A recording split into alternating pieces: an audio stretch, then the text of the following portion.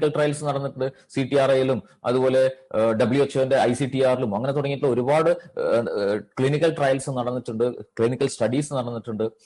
അത് LDL കൊളസ്ട്രോളിനെ reduce ചെയ്യാനും ഒക്കെ വളരെ സപ്പോർട്ടീവാണ്. ഷുഗറിനെ വളരെ നല്ല രീതിയിൽ ബാലൻസ് ചെയ്യാനായിട്ട് സപ്പോർട്ടീവാണ്. ഇത് പ്രധാനമായിട്ട് എന്താണ് ചെയ്യുന്നതെന്ന് ചോദിച്ചു കഴിഞ്ഞാൽ ഇറ്റ്സ് എ കാർബോഹൈഡ്രേറ്റ് ബ്ലോക്കർ. നമ്മുടെ കഴിക്കുന്ന ഭക്ഷണത്തിലെ കാർബോഹൈഡ്രേറ്റ് അതിൽ പോളിസാക്കറൈഡ്സിനെ ഗ്ലൂക്കോസ് ആയിട്ട് കൺവേർട്ട് ചെയ്യുന്നതിനെ പ്രിവെന്റ് ചെയ്യും. കുറച്ചും കൂടി ലളിതമായിട്ട് പറഞ്ഞു കഴിഞ്ഞാൽ നമ്മുടെ ശരീരത്തിൽ എത്രയാണോ ഗ്ലൂക്കോസ് വേണ്ടത് അതെങ്ങനെയാണ് അറിയാൻ പറ്റുക? എനർജി റിക്വയർമെന്റ് അനുസരിച്ച്. കോശങ്ങളിൽ ഈ എനർജി പ്രൊഡ്യൂസ് ചെയ്യണം. ശരീരത്തിൽ എനർജി കുറവാണെങ്കിൽ കോശങ്ങൾക്ക് പുതിയ എനർജി പ്രൊഡ്യൂസ് ചെയ്യാൻ ഗ്ലൂക്കോസ് വേണം. അപ്പോൾ അതിനനുസരിച്ച് ആവശ്യത്തിന് ബ്ലഡിലേക്ക് ഗ്ലൂക്കോസിനെ വിടുക എന്നുള്ള ഒരു റെഗുലേറ്റിംഗ് പ്രോസസ് ഈ സാൽസിറ്റാൾ ചെയ്യുന്നുണ്ട്. എന്നാൽ മെഡിസിൻ കഴിച്ചു കഴിഞ്ഞാൽ മെഡിസിന് ആകെ ഒരു ഫംഗ്ഷനേ ഉള്ളൂ.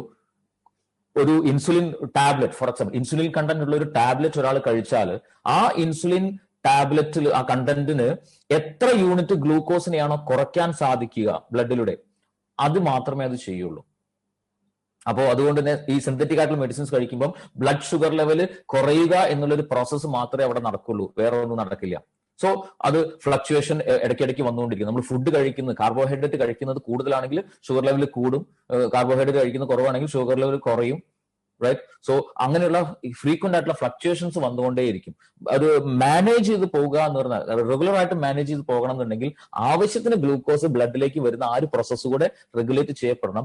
അവിടെയാണ് സാൽസിറ്റാളിന്റെ ഒരു പ്രധാനപ്പെട്ട റോള് വരുന്നത്. ഒപ്പം ഐ കോഫിയിൽ നമുക്ക് എന്താ പറയാ ആന്റി ഓക്സിഡൻസ് ഉണ്ട്. ഡാമേജ് ആയിട്ടുള്ള കോശങ്ങളെ അത് റിജുവിനേറ്റ് ചെയ്യാനും കൊളസ്ട്രോൾ ലെവൽ കുറയ്ക്കാനും അലേർട്ട്നെസ് കൂട്ടാനും എനർജി ലെവൽ കൂട്ടാനും ഒക്കെ വളരെ സപ്പോർട്ട് ചെയ്യും.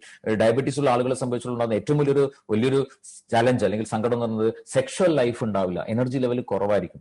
പക്ഷെ ഐ കോഫി എന്ന് പറഞ്ഞ പ്രൊഡക്റ്റ് കഴിക്കുമ്പോൾ നമുക്ക് ഹൈ എനർജി മെയിൻറ്റെയിൻ ചെയ്യാൻ പറ്റുന്നുണ്ടാവും. സോ ഒരു ഇതെങ്ങനെ വർക്ക് ചെയ്യുന്നു, ഐ കോഫിയിലെ സാൽസിറ്റാൾ എങ്ങനെ വർക്ക് ചെയ്യുന്നുള്ള ഒരു ഗ്രാഫിക്കൽ റെപ്രസെന്റേഷൻ ആണത്. നമ്മൾ ഫുഡ് കഴിച്ചു അതിൽ ഷുഗർ അല്ലെങ്കിൽ ഗ്ലൂക്കോസ് ഷുഗർ ലെവല് ഇവിടെയാണ് ഏകനായകത്തിന്റെ ഒരു റോള് വരുന്നുണ്ടാവുക.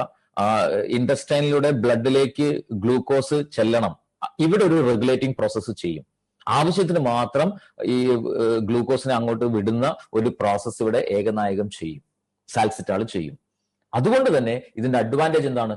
ആരോഗ്യമുള്ള ഒരാളുടെ ശരീരത്തിൽ അല്ലെങ്കിൽ ഡയബറ്റീസ് ഇല്ലാത്ത ഒരാളുടെ ശരീരത്തിലാണെങ്കിലും പ്രീ ഡയബറ്റിക് സ്റ്റേജിലുള്ള ഒരാളുടെ ശരീരത്തിലാണെങ്കിലും ഡയബറ്റീസ് ഉള്ള ഒരാളുടെ ശരീരത്തിലാണെങ്കിലും ആവശ്യത്തിന് മാത്രം ഗ്ലൂക്കോസ് ചെന്നാൽ മതി. ശരിയാണല്ലോ?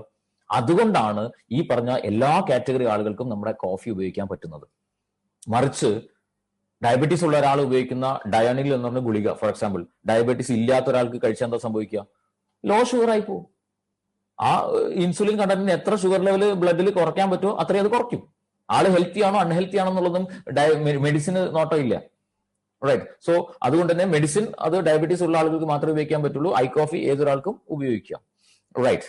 ഇതിലുള്ള മറ്റ് ഇൻഗ്രീഡിയൻസ് രണ്ട് ഇൻഗ്രീഡിയൻസ് ആണുള്ളത്. ഒന്ന്, കൂർഗ് റീജിയനിൽ നിന്നുള്ള വേൾഡിലെ superior quality roasted coffee bean ഇതിനകത്ത് ഉപയോഗിക്കുന്നുണ്ട്. അതേസമയം മക്യുന ഫ്ലൂറിയൻസ് അല്ലെങ്കിൽ കൗഹേജ് എന്നും വെൽവെറ്റ് ബീൻ എന്നൊക്കെ അറിയപ്പെടുന്ന നായ്ക്കുരണം, അതിന്റെ ഒരു മോളിക്യൂൾസ് ഇതിനകത്ത് ഉപയോഗിക്കേണ്ടത്. അത് ഷുഗർ സപ്പോർട്ട് ചെയ്യുന്നതോടൊപ്പം മെമ്മറി എൻഹാൻസ് ചെയ്യാൻ, ഇംപ്രൂവ് ചെയ്യാനും ഒക്കെ ബ്രെയിൻ ഫങ്ഷൻസ് ഒന്നും കൂടെ ഇംപ്രൂവ് ചെയ്യാനൊക്കെ ആയിട്ട് വളരെ സപ്പോർട്ടീവ് ആണ്. റൈറ്റ്. പല ആളുകളും ചോദിക്കുന്നത് കോഫി ഇത് അപ്പം കഫീൻ കണ്ടന്റ് ഉണ്ടാവില്ലേ, കോഫി അങ്ങനെ റെഗുലറായിട്ട് ഉപയോഗിക്കാൻ പറ്റില്ലല്ലോ. നമ്മുടെ കമ്പനിയുടെ ഒരു പെറ്റന്റ് ആയിട്ട് ഒരു പ്രോസസ് ഉണ്ട്. കോഫി ബീൻ കൂർഗിൽ നിന്നുള്ള best quality organic coffee bean ആണ് ഉപയോഗിക്കുന്നത്. ഓർഗാനിക് ആണ്. അത് ഒരു സ്ലോ റോസ്റ്റിംഗ് പ്രോസസ് ആണ് ചെയ്യുന്നത്. 40 ഡിഗ്രി ചൂടിൽ വളരെ സ്ലോലി ആണ് ഇത് റോസ്റ്റ് ചെയ്യുന്നത്. ആ ഒരു പ്രോസസ്സിലൂടെ കഫീൻ കണ്ടന്റ് കംപ്ലീറ്റ് ആയിട്ട് റിമൂവ് ചെയ്യും. കഫീൻ കണ്ടന്റ് കംപ്ലീറ്റ് ആയിട്ട് റിമൂവ് ചെയ്യുന്നത് മാത്രമല്ല, ഈ കോഫിയിലുള്ള പോളിഫിനോൾസ് എന്ന് പറയുന്ന ഏറ്റവും യൂസ്ഫുൾ ആയിട്ടുള്ള ഘടകം അത് നഷ്ടപ്പെടാതെ പ്രിസർവ് ചെയ്യാനും പറ്റുന്നുണ്ടാവും. ഈ ഒരു 40 ഡിഗ്രിയിൽ സ്ലോ ആയിട്ട് റോസ്റ്റ് ചെയ്യുന്ന സമയത്ത് കഫീൻ കണ്ടന്റ് കംപ്ലീറ്റ് ആയിട്ട് ഒഴിവാക്കാനും പറ്റും, എന്നാൽ പോളിഫിനോൾസ് നഷ്ടപ്പെടുകയും ഇല്ല. റൈറ്റ്. സോ ആ രീതിയിൽ ഏറ്റവും അതിന്റെ ബെസ്റ്റ് ക്വാളിറ്റിയിൽ ബെസ്റ്റ് റിസൾട്ട് കിട്ടുന്ന രീതിയിലാണ് അത് പ്രോസസ് ചെയ്യുന്നത്. ആൻഡ് നമുക്ക് ഇതിലെ കുറച്ച് ഫ്രീക്വന്റ്ലി ആസ്ക്ഡ് ആയിട്ടുള്ള കുറച്ച് ക്വസ്റ്റ്യൻസ്, നമ്മൾ ഓർക്കേണ്ട കുറച്ച് പോയിന്റ്സ് നമുക്കൊന്ന് നോക്കാം. ഏത് തരം diabetes, type 1, type 2, gestational diabetes, pre diabetes, ഏത് ജുവനൈൽ ഡയബറ്റീസ്, ഏത് ഡയബറ്റീസ് ആണെങ്കിലും നമ്മുടെ ഐ കോഫി ആർക്ക് വേണമെങ്കിലും ഉപയോഗിക്കാം. ഇതിനകത്ത് ഷുഗർ ഉണ്ടോ എന്ന് ചോദിച്ചാൽ ഇല്ല. നമ്മുടെ ഐ കോഫിക്കകത്ത് ഷുഗർ ഇല്ല. എത്ര കാലം അത് ഉപയോഗിക്കണം അത് നമ്മുടെ ചോയ്സ് ആണ്.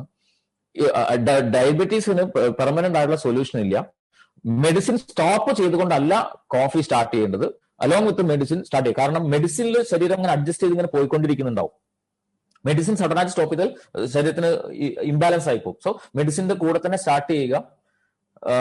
ഇംപ്രൂവ്മെന്റിനനുസരിച്ച് മെഡിസിൻ അളവ് കുറച്ചു കൊണ്ടുവരാൻ പറ്റും. അത് ഡോക്ടറുടെ നിർദ്ദേശപ്രകാരം അല്ലെങ്കിൽ നമുക്ക് തന്നെ ഫീൽ ചെയ്യും, നമുക്കൊന്ന് കുറച്ച് നോക്കുക. എന്നിട്ടും ബുദ്ധിമുട്ടൊന്നും ഫീൽ ചെയ്യുന്നില്ലെങ്കിൽ കോഫി വർക്ക് ചെയ്ത് തുടങ്ങി അങ്ങനെ ഗ്രാജുവലി കുറച്ച് മാസങ്ങൾ കൊണ്ട് മെഡിസിൻ കംപ്ലീറ്റ് ഒഴിവാക്കാം.